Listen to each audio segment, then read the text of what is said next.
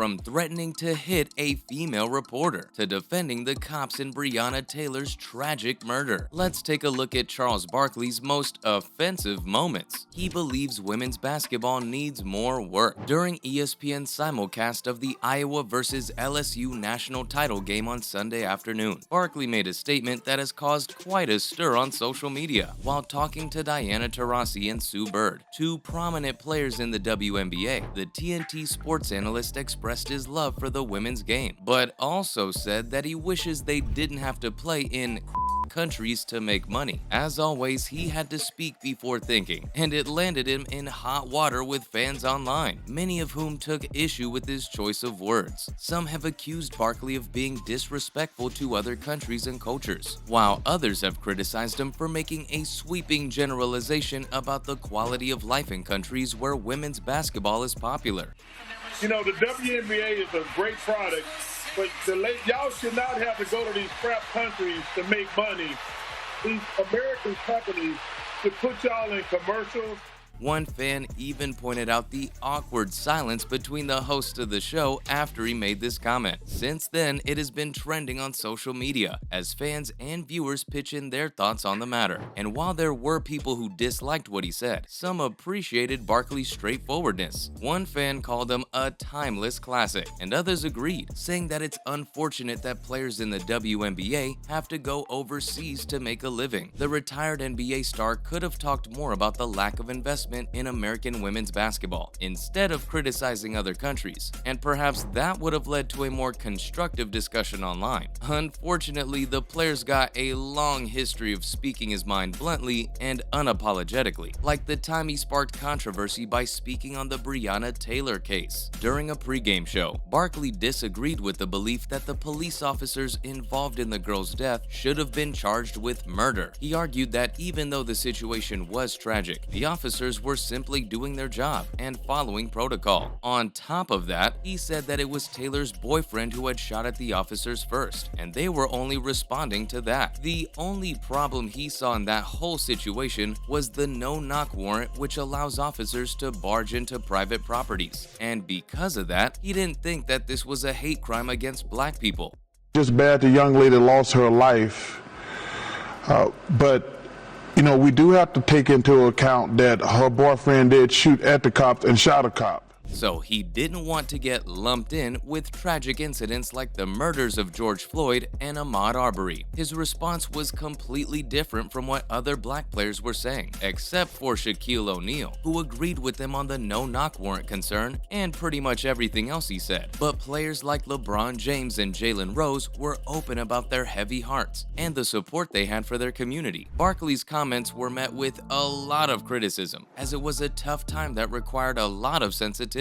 And he did the opposite. That's why most of the comments online accused him of being insensitive and out of touch. Some pointed out that his perspective was a result of his privileged position and that he was unable to understand the experiences of black people who have had to deal with discrimination at the hands of the police and the law. Others have argued that his comments are an example of the systemic racism that continues to plague our society. This seems to be a consistent issue with him, since he's always criticizing his race. Can't forget the time he called the entirety of the black race homophobic. The Phoenix Suns legend sure knows how to stir up some controversy. He raised a lot of eyebrows with his comments about the relationship between the black community and the LGBTQ+ community. Basically, the player called out black people for being the worst when it comes to treating gay people with respect. He went on to say that he wants to show love and support to his gay and transgender friends because he knows they face discrimination and mistreatment, just like black people do.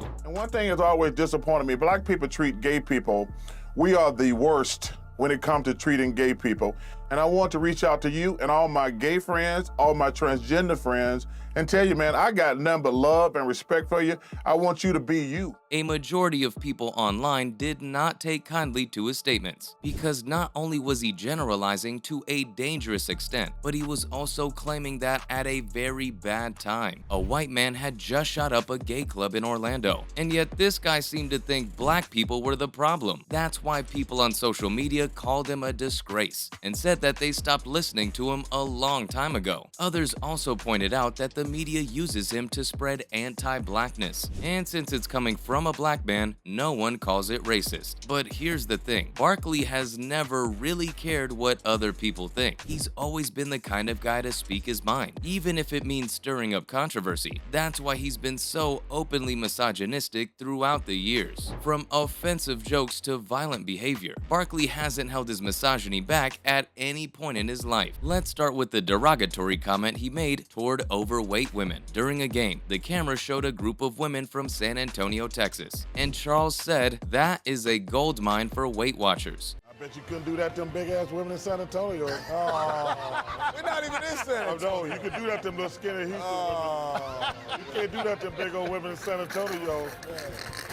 Why not? You kick one of them. Now, apparently, criticizing women's appearances is one of his favorite things to do. Once he was commentating on the NCAA basketball tournament. He claimed that women in Georgia look like dogs by making a distasteful joke. Georgia, the only school in the world that they named their mascot after the women down there. After he got hit with a ton of backlash, he made an insincere apology while having another go at the state's females. Unfortunately for him, no one found it funny, except for his fans, who call his haters out for being oversensitive over jokes, while missing the point that misogyny is not funny. His hatred for women gets even more dangerous when he expresses his desire to hit women, like the time he wanted to punch female reporter Alexi McCammon because of a difference in opinion regarding politics. And when she confronted him about it, he claimed that she couldn't take a joke. But sometimes he doesn't even bother calling it a joke. During an appearance on Jim Rome's radio show, he let loose with some pretty harsh words about fans. He said that 20% of fans are so mean-spirited and nasty that he wishes he could take them out back and just shoot them. Rome tried to laugh it off and give Barkley a chance to take the comment back, but Chuck just kept going, insisting that he meant what he said. He claimed that fans continue to say mean things because they know they'll get away with it. So if he did have the chance to make a fan pay without getting caught, he'd go for it. And that is a pretty dark realization. He's still got a fair share of fans, despite all the lovers of basketball who have given up on him after his long history of offensive moments. Some people praise him for his blunt approach. They believe that his devil-may-care attitude is charismatic, and it makes him an alpha male. They appreciate that he's always real and humble about himself. On top of that, he's had an impressive career, and his basketball insights are what keep him relevant in today's sports. Barkley may be intelligent when it comes to the sport, and these traits are no doubt admirable, but when you look at what his realness accounts for, they immediately lose their charm. That's all for today on Charles Barkley's most offensive moments. Thanks for watching, and I'll see you next time.